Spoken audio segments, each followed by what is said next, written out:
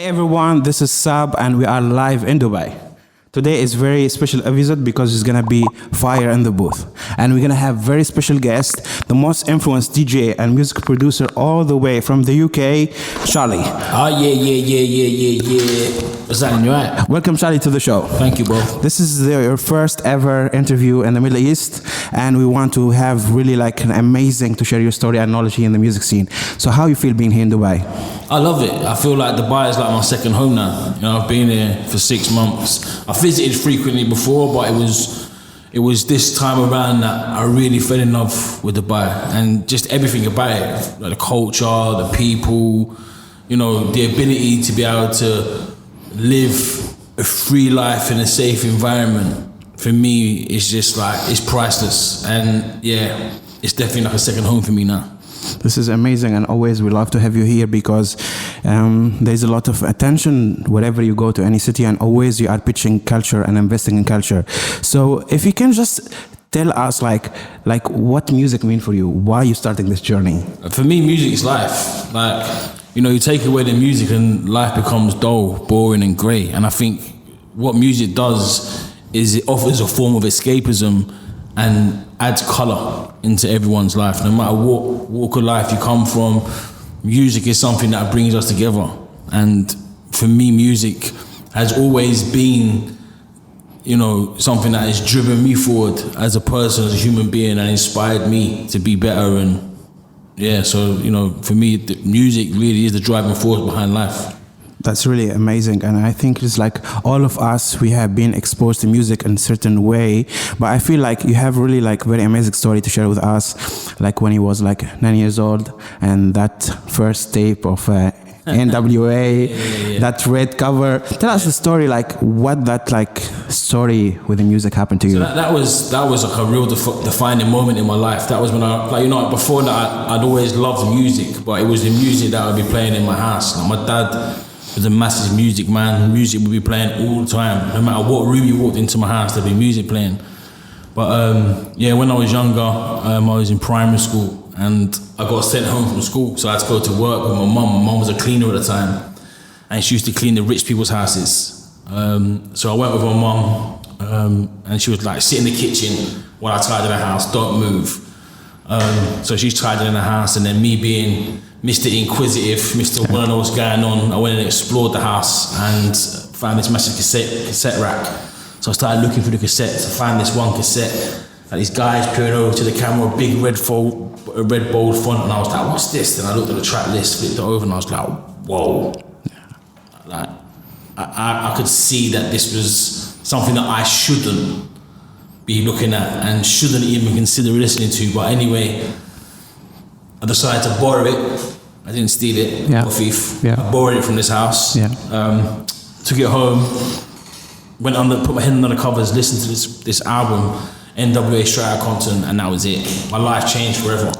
Like within a month, I was, you know, singing every song back to back. I knew every word, and I thought I was the sickest rapper in the world. I didn't really know at that time what every record meant, but it just gave me that feeling of freedom. Wow. Do you know what I mean? Yes, of course, I understand that, because there is actually a funny coincidence with the dropping of that album, because it was dropped on 8th of August, and also you are Leo, so it's 20th of August, so it's kind of like synergy, you know, and I think you are a big believer of synergy, because I think your journey when starting doing DJ, it was a kind of like you are trying to make it even. So it was like a mindset. And even DJing, he was DJing in multiple venues to just make a living. Tell us about like that mindset of a hustler grind in the music. Now for me, I think I come from a place where if you don't hustle or if you don't work hard, then you're dead. It's as simple as that. Like, I come from a very crazy background, and I was lucky enough to have people in my life that had that hustle and that drive. So my granddad, when he came to the UK on a boat from fighting in the war, World War II. All he had was a pair of jeans and a shirt, and he made a living for himself. And his thing was like, if I can come to this country and I can make a success of myself, then you've got no excuse. You're here, you're a resident. Now I came here as a foreigner, people didn't want me here, and I still made a success of my life. Even with my mum, you know, I look at my mum and like she had like 6 jobs at one time. Yeah. Like 6 cleaning jobs. Wow. Cleaning different houses and offices. So for me, it was like, all right, I understood the principle of hard work, and there was no excuse for me not to work hard. Yeah. So once I made that decision in life of what I wanted to do, I had no excuse. I couldn't sit around and wait for handouts. I had to go and put that work in and make sure that I chased my dreams down. There was no excuses. No excuses would be acceptable.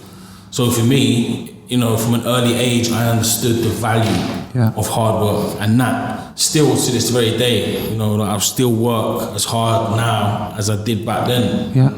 I'm not scared of hard work. And for me, I've never viewed it as hard work. And I don't ever go home like, oh, what a long day. Yeah. Like, what a sick day. Like, I don't want to stop working because I love what I do. Yeah. And even back then, it was the same thing. Yeah. Obviously, I was working and I'm trying to make a living, but I'm enjoying every single second of it. So it's a big difference. And I 100%. think, you know, unfortunately, a lot of people in life don't find what they're passionate about. Yeah. So they do end up working just to live. Yeah. And that was like my biggest fear in life, just working to live. I think I totally agree with you on that point, because at that time you're just only like fresh student and you are trying to discover yourself in music, because you decide this is gonna be your career, it's music, whatever it takes, you know.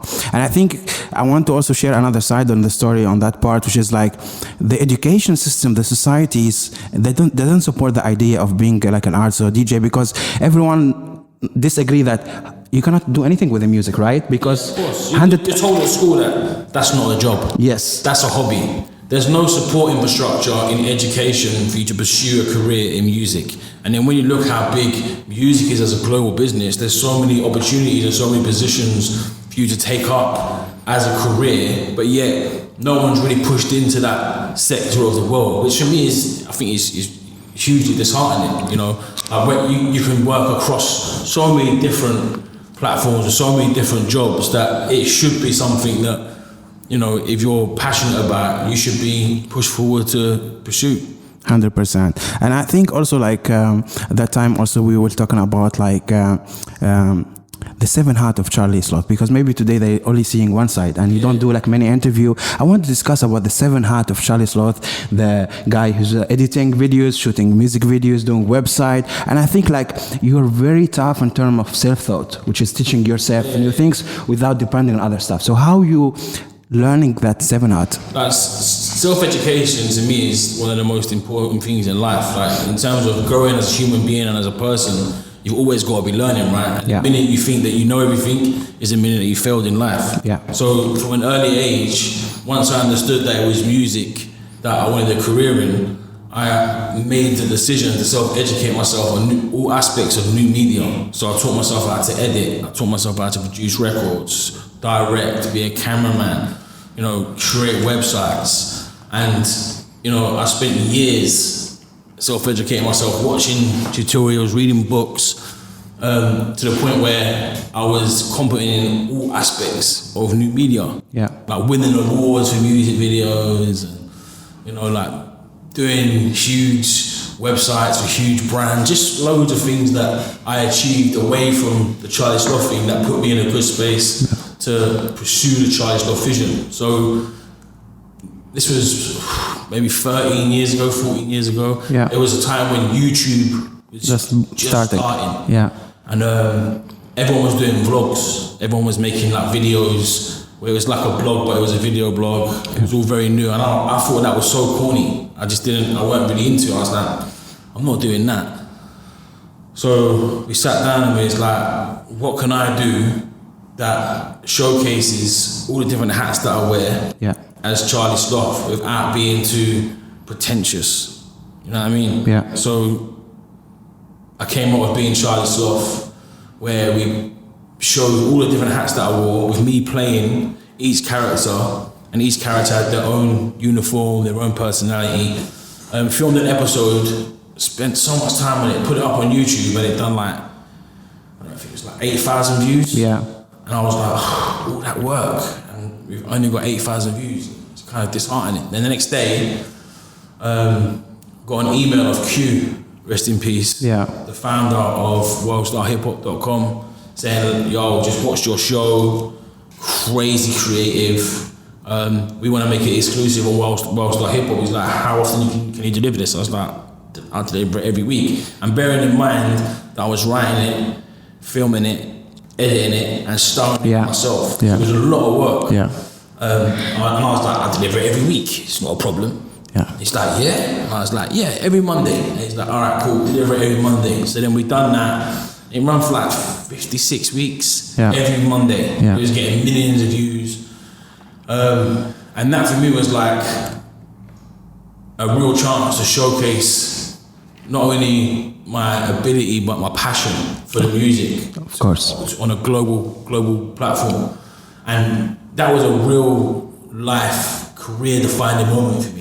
I totally agree with you, Charlie, because I think like at that early stage, you kind of defining your own self and kind of like you understand your own talent and trying to be yourself instead of mimic something else and trying to be something else. And that's actually the next question about Worldstar, but you already answered it. So I want to kind of like using other point as well, which is philosophy that we share both of us, because both of us we read the book of the Purple Cow. Yes. And I think that's a really metaphor itself, you know. So if you would like to share with us like the story. So yeah, like for me, like I've always been interested in reading, and in particular reading things about culture and marketing and understanding how people think and why people think the way they think, psychology. And that was one book in particular that changed the way I think. Yeah.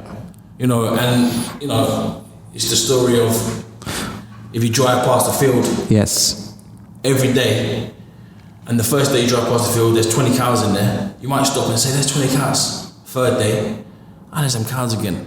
50th day, you're not even paying attention. But if one day you drive past that field and there's a purple cow in there, you're gonna slap the brakes on, you're gonna do a U-turn just to go and see that purple cow. Yeah. And it was that moment for me when I was like, okay, be yourself. Yeah. There's only one of you. So you're the most unique thing in this situation. Because there's no one else like you, because you're you. Yeah. And then for me, that gave me like the ultimate confidence as a person to be myself. Because I knew there was no one else like me. 100%. This is like really like inspiring, because it's like when you are creative, you find a lot of critic and people kind of judging you or put you in a box, but you only responsible for your own action. It means like if you fail, you're responsible. You cannot blame the society. You can't blame anyone, you know. And I think also you was talking about the early stage of the YouTube and like your experience. You said like spending 1 month working on an episode and everything, but when you drop it, that you have like almost like 40,000 views a day, which is kind of shocking at that point. But what you learn from that kind of like the process need time. You know what? Like the process. That's my favorite word. Yeah. And I think that process is something that a lot of people are scared of. Yeah. But it's the process that I enjoy the most. And once you understand the process, that's when you can really start to manipulate things and take control of your own circumstances. Yeah. Like the word process, when you think about it, everything in life, no matter what we do, involves a process. Yeah. And depending how much time you spend on that process determines the outcome of whatever you're doing. Yeah. So for example, if you're making a cup of tea, there's a process to that cup of tea. Yeah. So you put the tea bag in, you put in the hot water, then you put in the milk or your sugar, whichever way you do it, there's different processes. Some people put the milk in first and the sugar in after. Yeah. The outcome is pretty much the same. Yeah. The process is different. Yes. But understanding the process is so important. Yeah. Enjoying the process. Like process is everything. 100%. And that's the things where I kind of like highlighting about the process, because after Worldstar, you already have the opportunity to shoot a film project in LA from big production. I already like closing the deal. And at the same time, you get the proposal with the BBC.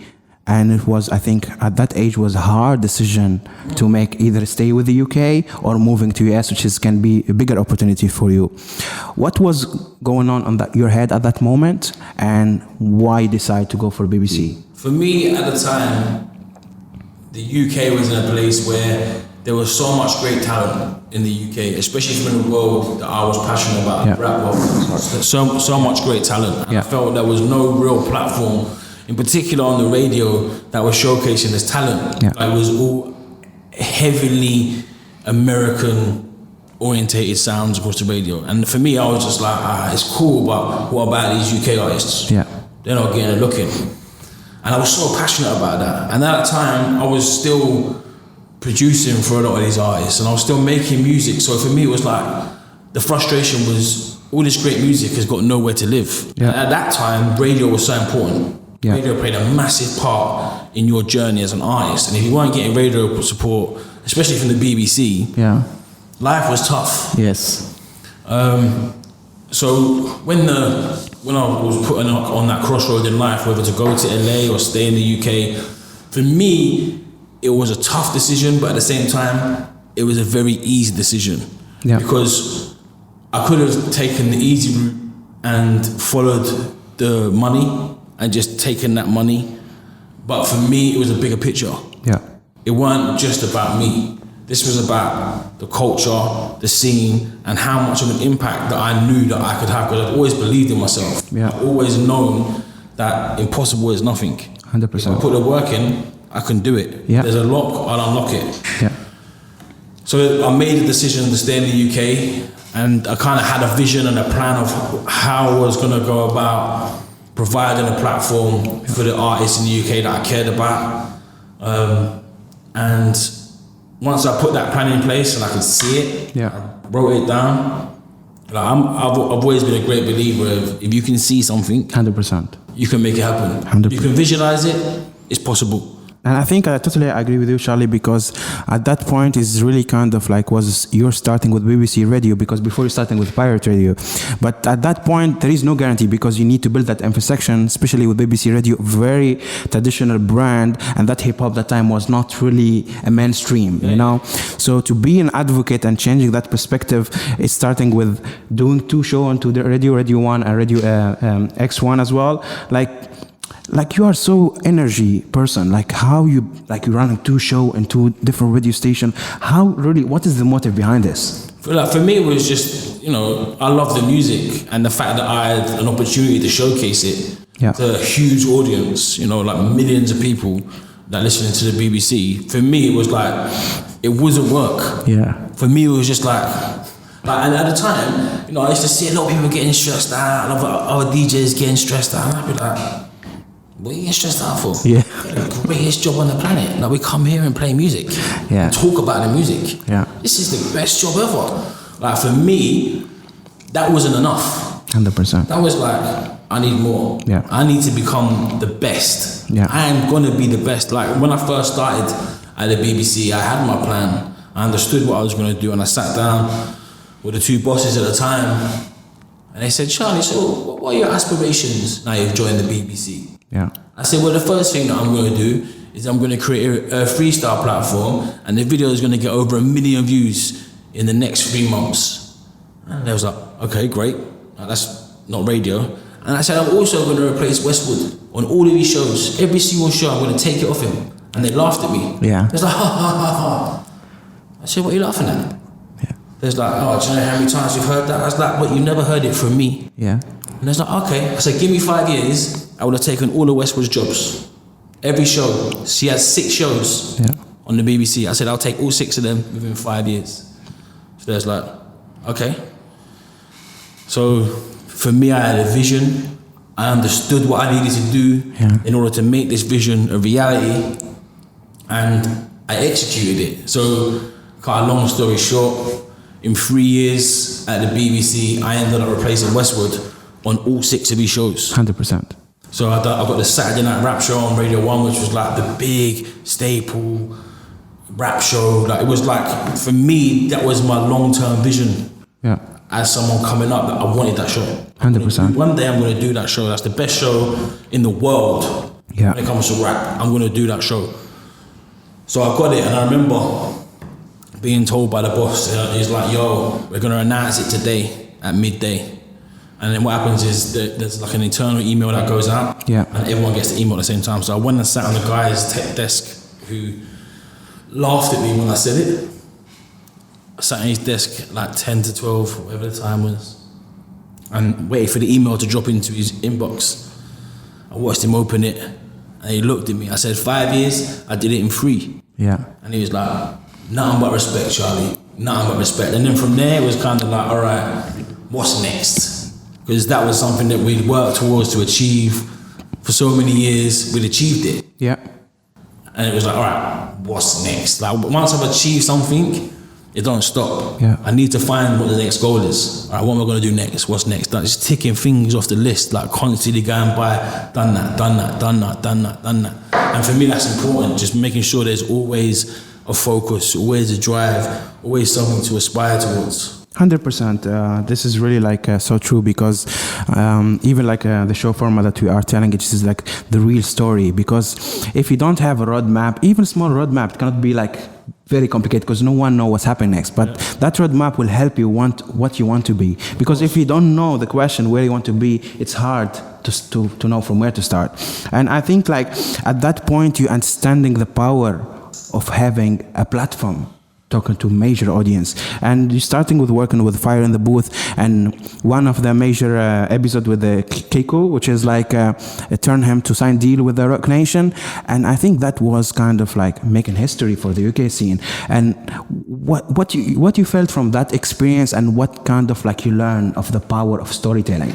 Like for me, you know, Keiko at the time was like the hottest artist in the UK on the streets. And I've been listening to him for a while. And at the time, to bring an artist like that to the BBC was unheard of, because he was just very raw, very uncut.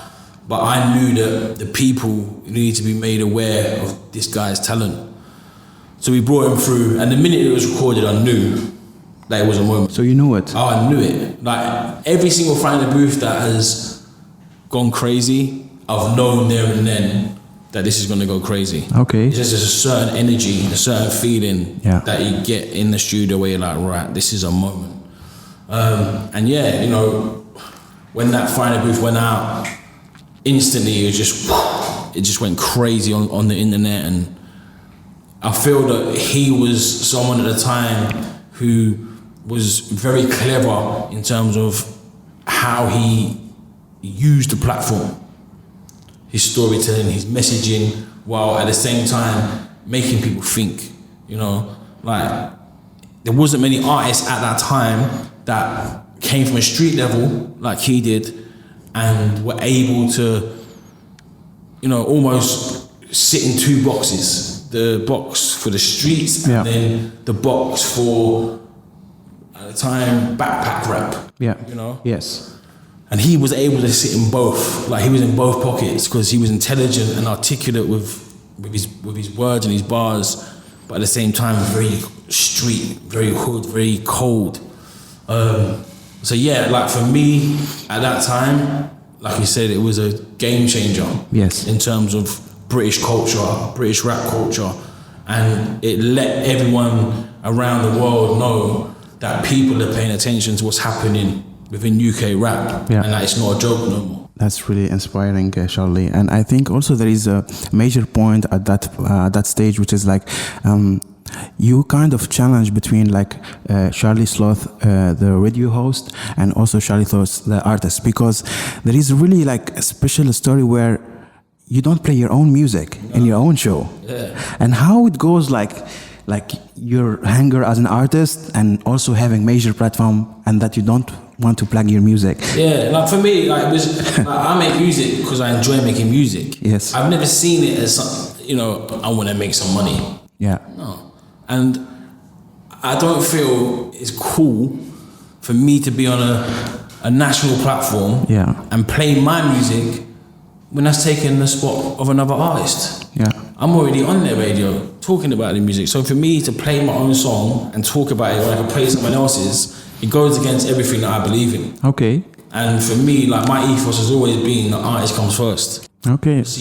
That's really amazing. And I see also like with the growth of your platform as well, starting the movement of like Jamal Edward, SBTV, Link Up TV, and we're starting seeing like the independent music started booming and starting taking their own story. How you feel about it, like at that point? Like for me, like, you know, I'm good friends with all of the founders of SBTV, GRM, and Link Up, and like I come up with, in terms of timing, pretty similar, and we all had the same vision. We all like fighting towards the same goal.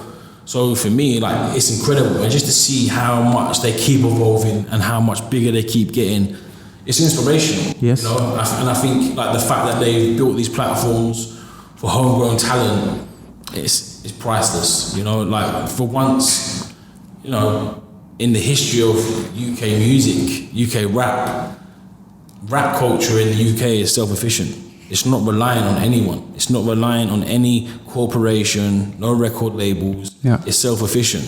And, you know, there's a lot of millionaires now, which is a beautiful thing for these artists that put the work in and deserve to reap the rewards of their hard labor. So, yeah, the fact that there's all these platforms that mean that, you know, the industry is self-efficient is beautiful. I think this is really true because it's not a one-man job. It's like actually every platform serving certain like audience, and actually we need more platform. So it's not the more the merrier. Yes. Even like with DJs, you know, a lot of people always like, oh, well, what do you think about that DJ? Like, they're doing the same music, and I'm like, yeah, it's incredible. Yeah. I'm not insecure or worried about my position. Yeah. The more people that are doing what I'm doing, the better. 100%. Like, you know. Like, there's so many DJs and broadcasters, presenters now that are trying to actively push the culture forward. Yeah. It's only a positive thing for the culture. 100%. And also, like, I want to also highlight another point that actually you are one of the few hosts as well, opening the hip hop format, mixing between the UK as an international guest, and at the same time, like, you hustle for your own guest on the show. So I want to just ask, like, your opinion. Like, sometimes you have the no, but you know, like, as a hustler, it's not, you don't take no for answers. Yeah, no, you just got to keep going. Like, you keep going, right? Yeah, you just keep moving.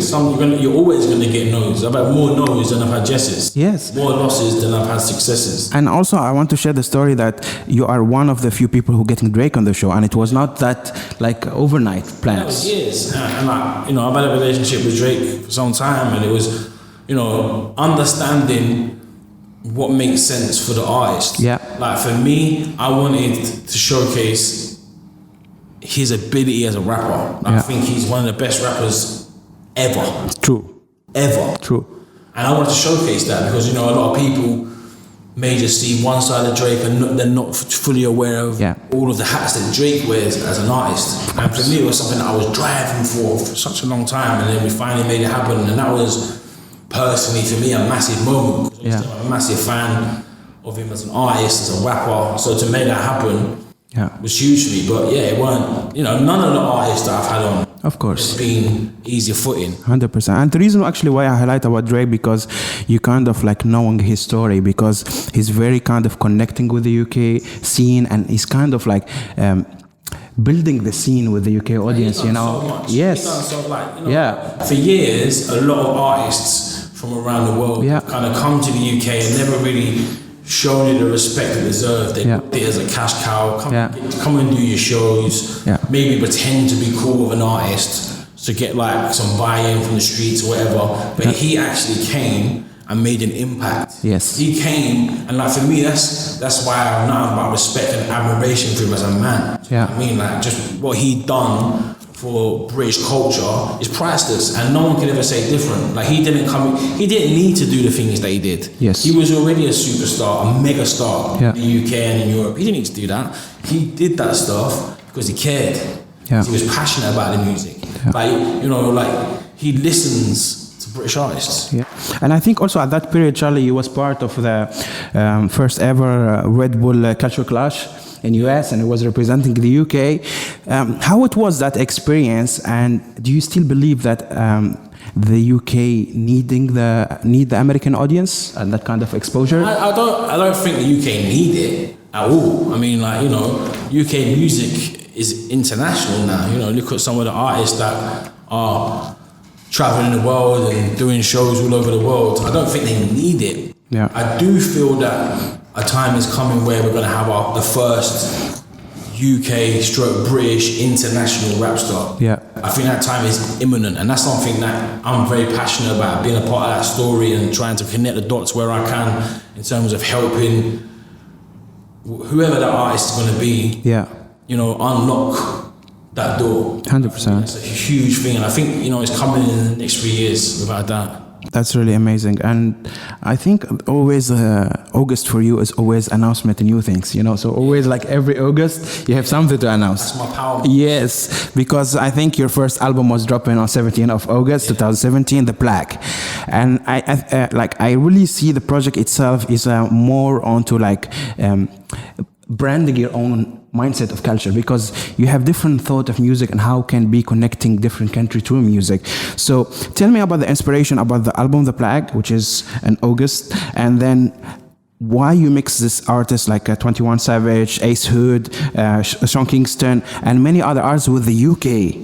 Yeah, for me it was just, you know, like I've always been fascinated with, when it comes to rap, accents and dialects. So in terms of like, you know, an artist from London, if they're rapping in their, you know, in their local accent, using local terminology, would sound different from an accent from Manchester. 100%. Who's rapping in their local accent and terminology. And it's the same across, you know, in any country in the world, the way that language changes, for me, it's always been so interesting. Yeah. So I thought creating a fusion of a project where some of these artists sit together on a body of work would just be interesting and exciting. And that was the whole thought behind the plug. And the idea of the plug was like connecting the dots and putting everyone in the same space on a level playing field.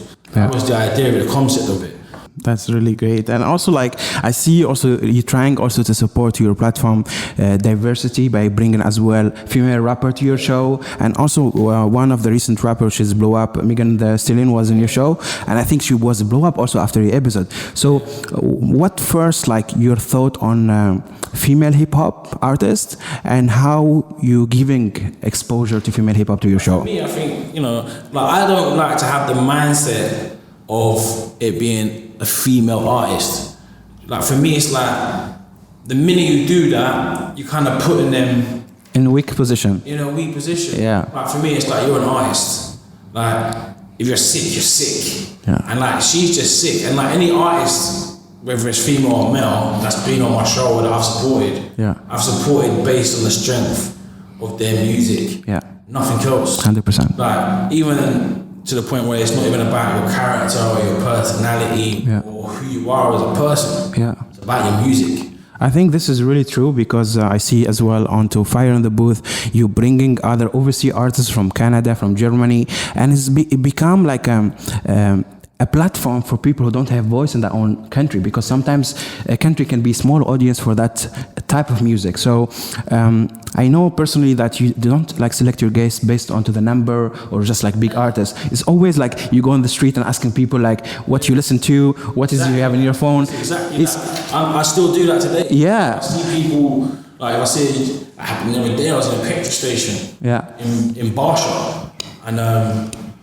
there was a group of kids outside the petrol station, and they was like, yo, Charlie Sloth. And I was like, yo, what's up, man? Chatting to them for 5 minutes. I was like, who are you listening to? Yeah. There was like 11 kids there, all going through what they're listening to. There was some things that I wasn't aware of that I put in my phone and went back and checked that. But, you know, for me, that's the greatest market research you can do. Always you have ears in the street. Always. So important.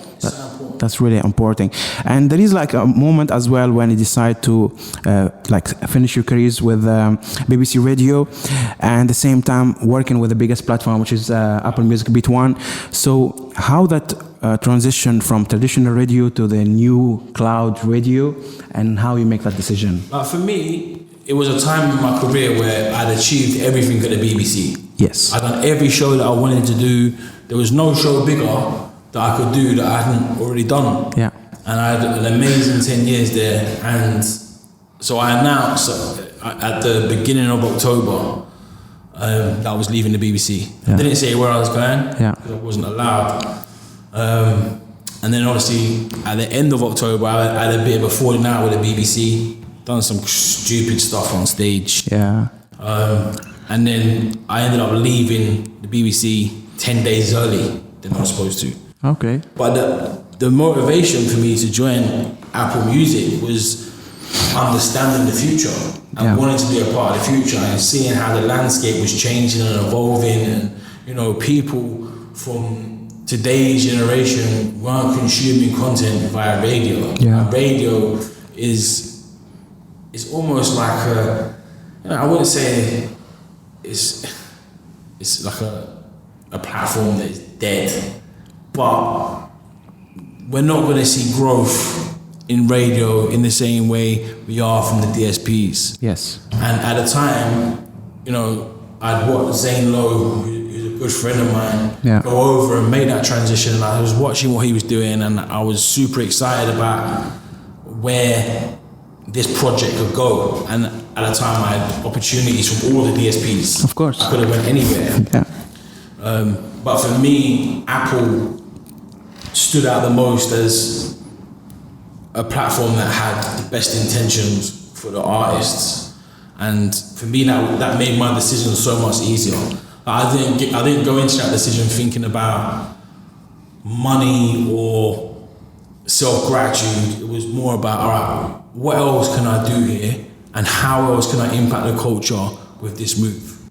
What are the possibilities? And for me, Apple's the biggest company in the world, and the fact that they have an international reach, and me wanting to cross-pollinate culture with music, it made it make sense. Yes, 100%. Okay, this is a platform that can offer me the opportunities to do what I love doing. Let's do the deal. And I love working for Apple. I'm so privileged to have the opportunity to be on a service that, for me, has the best intentions for the artist. And that's so important. For me, it's not just a business. True. And the minute you start treating it like a business, it's going to go wrong, because artists ain't stupid. You're treating them as a possession, as an item. They're going to feel like that. I respect that, honestly, Charlie, because it's always like there is a lesson from your experience. Is like at certain point you need to understand what's the maximum you reach, because when you reach to that point you need to keep moving forward. There is no limit. There's no limit. There is no top. If you stand still, that's it. That's when you start dying. 100%. And I think also at that point when you starting working with the Beat One team and everything, it's kind of like, is it kind of moment to give again a thought about Charlie Sloth, the artist as well, the producer? I was always still making music. But I wasn't really shouting about it. Yes. I wasn't really like, hey, I just make that song, I'm still producing for people. Yes. But I wasn't really doing my own thing. But I felt like, right, now is a good time for me to start getting busy in the studio again. Because, I'd gone from doing 6 radio shows a week to 1 radio show a week. Yes. Now, so much more time on my hands to be able to do the things that I wanted to do again. Wow. And that was one of the things. That's really beautiful, because for many people that they don't know, maybe Charlie also like a songwriter and producer as well for a lot of projects. So it's not just only like passion for that. Okay, let's talk now about like August again, 2018 with Roc Nation signing. So August is amazing month, and yes, and I think also like you have long way back like a relationship with Roc Nation and Jay-Z since the signing of Keiko. So how you felt that Roc Nation is the right fit for you, and what is that combination between Charlie Sloth and Roc Nation? I think again it's the same ethos, same outlook. It's about culture. It's not about greed. It's not about instant success. It's about growth. It's about doing the right thing, and for me, that's why it was a no-brainer. Okay, that's really interesting. And also like there is a very inspiring entrepreneurial story about Swan, what's the brand? Swan, that actually the guys have the new vodka. Oh yeah, AU. Yeah, and also one of the co-founder is Charlie, his name Charlie as well. So it was kind of like young entrepreneurs from the UK who send you just a sample, and then you kind of believing in the story and you become actually a business partner and investing in the startup. So how is this story? How does like Charlie Sloth as well becoming like the business in the space? I've always been on top of my business. You know, I've always made like shrewd business moves, which have allowed me to be as pure as I can in sense of music. Do you know what I mean? Making decisions based on what's right, not for financial gain. Yeah. Because my business game has always been tidy elsewhere. Yeah. Like with that situation, at the time I was currently in the process of building a vodka brand, and I spent a considerable amount of money doing so. And they had just started the business, and they sent me an Instagram of the bottle saying, can we send you some bottles? And by the off chance I was going for my DMs, I saw it, I was like, whoa, like the branding's exceptional. Yeah. So I reached out to them, I was like, yo, what's the plan? Let me invest. They was like, nah, we don't need no money. I was like, all right, cool. You know, I've got a plan, I can really bring this to life and help put this in the right space. And they was like, all right, cool. Anyway, 2-3 weeks went by, we met up for a coffee. I told them my vision, they told me theirs, and the rest is history. Now it's the top selling vodka brand in the UK.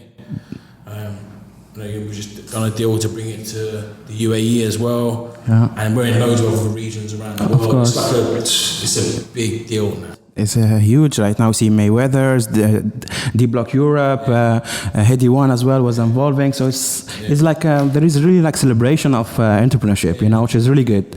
And since right now we are here in the UAE and being here in Dubai for a while, I think you're breaking the news just after few weeks moving here to Dubai by that bill of 1 million dirham. So if you can tell us about the story of that party. I mean, I think everyone wants to know the story. I love to party. That's what I do. That's one of my jobs. Yes. Like Mr. Party, do you know what I mean? Yeah. So we was at the 5. That's my favourite place, by the way. 5 Palm. I love it there. Yeah. Just there's a certain energy there. Like there's loads of places that I love here, but in terms of an energy pit, it's just like unrivaled. Yeah. 5 Palm has got that. It's electric. Yes. When it's at capacity and the music's playing, it's unrivaled. One of the best places in the world. True. Hands down. And it was one of those nights where it initially started out as a quiet night, and we were just gonna go and get a couple of drinks and some food. But the vibe at the 5 Palm was so contagious. It went from a quiet drink to a 1 million dirhams drink. True. So we started in the penthouse, ended up going to the secret room downstairs, and I was actually so wasted that I left without paying the bill. Yeah. So I left, went back to my room. Yeah. Woke up like, whoa, that was a crazy night. And then got a phone call from reception saying, hello, good afternoon, Charlie. It was the afternoon. It wasn't the morning. Yeah. Good afternoon, Charlie. Yeah. A Lockie wants to see you. Who's the gaffer, the boss at 5 Palm. And I was like, he wants to see me? I was like, what have I done wrong? What have I done? So he called me into his office and he's like, how was last night? I was like, amazing. Yeah. Great night. Well, I can remember it. It was great. Yeah. He's like, you didn't pay your bill. I was like, oh, sorry, bro. No worries, man. Yeah. Pass that over. And he slid this bill across the table and I opened it and I was like, too many zeros. bro, I was like, is this for real? It's like, yeah. And that's with a discount. And I was like, what? And it's like, yeah. So yeah. Yeah. Yeah. And also like one more thing like I want to highlight as well, since you're talking about the poem, it's like you are really attraction of good positive energy. Means like whenever Charlie to go to Malta or to any country, there is some energy around you and always like a friend network, you know, and even your party, it seems Charlie Sloth and friend. I think at certain point during the pandemic where there is negativity all around the world, the Dubai was the biggest UK hip hop scene where everyone was here. And you know what? I think that's something that makes me gravitate towards Dubai in particular. I just think that there's an energy here. Yeah. There's a good energy here. We see as well, as you mentioned, about the booming of Dubai, a city hub for arts and music. And we see this starting with Link Up TV, music video shooting here in Dubai, GRM dailies. And also we want to talk about Charlie Sloth, the artist as well, with the recent release with Ghana and Abracadabra. How we come up with this sauce and why decide to execute it here in Dubai? So for me, it was like, again, the idea was to bring 3 different artists from 3 different cultures together on a record to create a sound that you wouldn't hear every day on the radio. Yeah. Or you couldn't just go online and find, because it's a unique sound, a fusion of artists. And for me, it was like, all right, cool. I'd spent so much time at that point in Dubai that it made sense for me to shoot it here in Dubai. Like it feels like there's a real relationship between me and Dubai now.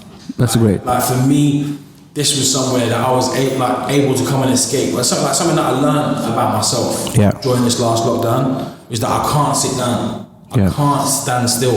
I always need to be moving. I always need to be doing something. And Dubai has allowed me to do that.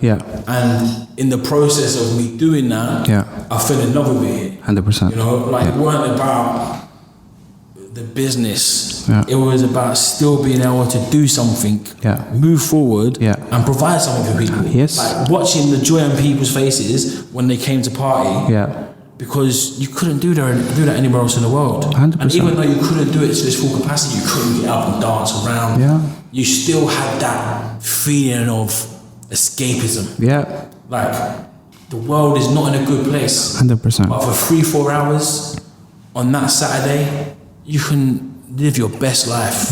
And that, for me, to offer that to people, that's priceless. We see a lot of people coming to Dubai just seeking for the bag and making quick money and leave.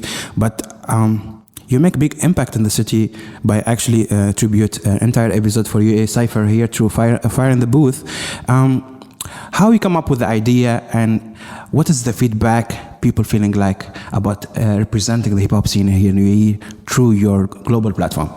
So for me, again, like, I never like to go somewhere and just jump in and jump out. If I like, obviously sometimes in life I have to do that. In a show, like when the world's open, sometimes I have to go to a city for one day and leave the next day to go to another city. For a lot of artists, it's like that. So sometimes it can be seen as you just dipping in, getting the money and getting off. But anytime I come to a city or a country, no matter where it is in the world, if I've put myself on the ground, like I feel like I almost need to use my platform to showcase what I've discovered.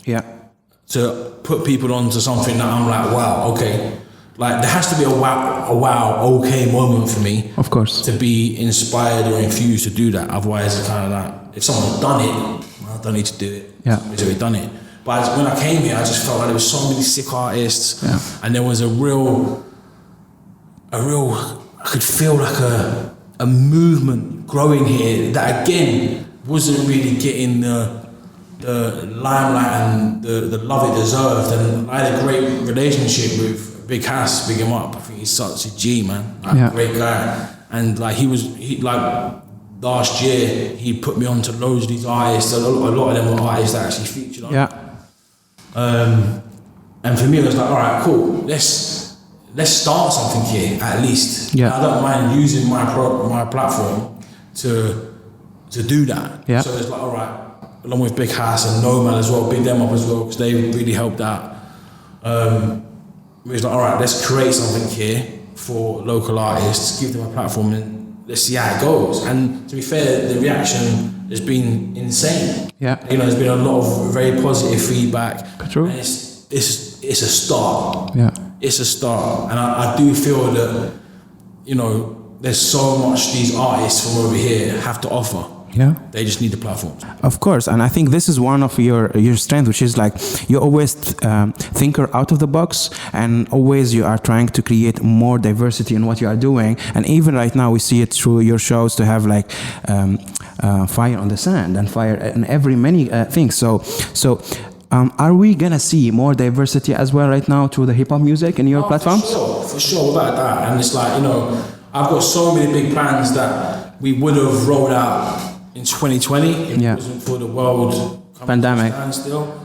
And like, hopefully this year people start to see some of the vision and some of the things that I've got planned over the next 18 months. Wow. It's gonna be super exciting in terms of making sure that the Fry in the Booth platform becomes a truly international platform.